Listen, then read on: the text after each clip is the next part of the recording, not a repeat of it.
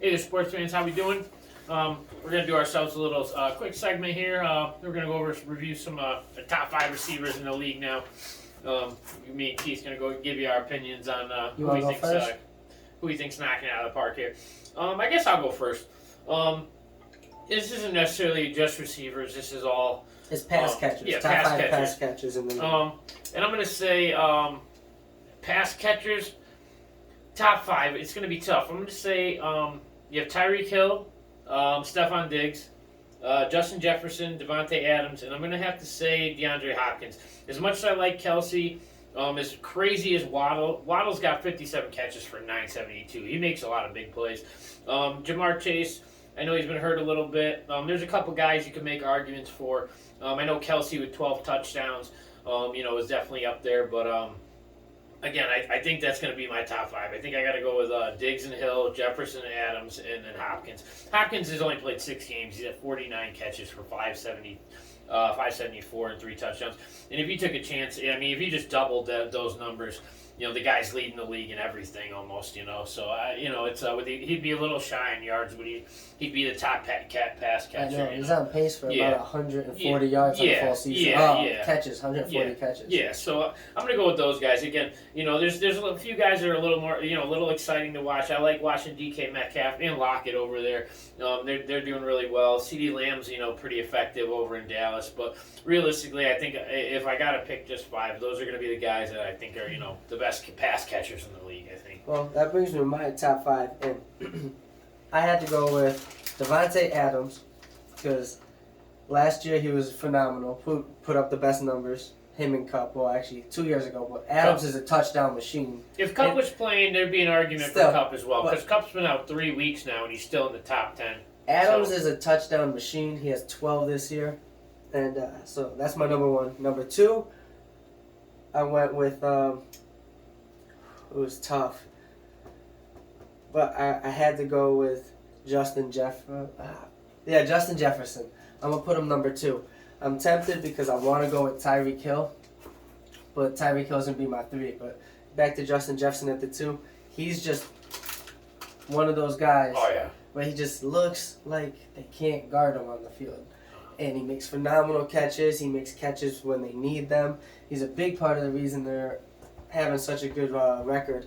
Dalvin Cook's had a pretty moderate running back season. He's not top 5 in any of the running back categories like you would expect a running back like Cook to be. Thielen's kind of like a good number 2 receiver numbers right now, but he's not being like that old dominant Thielen. And Jefferson's took over as just a feed me guy because I'm gonna go make big plays. So I got a Buffalo game that he really this week, a couple weeks back, where he was just insane, dude. Him and Josh Allen were pretty much duking it out there. I agree with you. Jefferson's an animal, but again, you can't slouch. I mean, I don't know what the rest of your list looks like. So I put Jefferson at 2. Hill's gonna fall in at 3 because he's just got this unknown level of speed I've never seen before. Number 4, I've got Travis Kelce because to have him as a tight end and that guy's a blocker, and then to be able to catch the way he does and make all these touchdowns, I'm kind of putting him in there because I think he's one of the most versatile and one of the best pieces to have on any team in the entire NFL. And then number 5 is where I'm going to go with Jamar Chase at number 5. Over Diggs and Hopkins, huh? It was tough for me, but in his young career, he's already been a key factor in why the Bengals have made it to the Super Bowl. Now the Bengals are starting to have put together a lot of wins, playing a lot of good football. Chase is coming back. He had a pretty good game. And I think he's just proven a lot of things at a young age, and I don't see any reason why he's not going to continue to do that for his career. So my top 5 rounds out with Jamar Chase at number 5. Yep. I mean, the receiver pool is pretty deep. I would say, still a top-tier talent all the way to 10. Maybe even further, maybe 10 or 11, because there's some guys like St. Brown, and there's a few other guys that are really you can get deep with. You got any honorable mentions? I feel like you slept on Diggs a little at 91 catches for 1,200 yards. You got 15 seconds. Give your top 3 honorable mentions.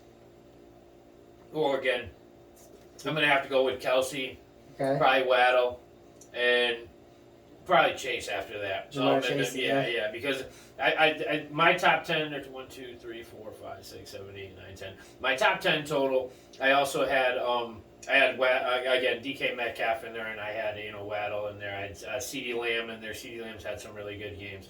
And Chase's numbers are a little down, but he did miss some games, so that's pretty much where I think they fall. But there are guys like St. Brown. There's a few other guys that are doing really well, having good career, good starts. Imagine what Watson's numbers would have been. Yeah, imagine what Watson's numbers would have been if he had played a whole year. So it's pretty interesting. We'll see how it turns out. But that's going to be it for our quick wide receiver segment.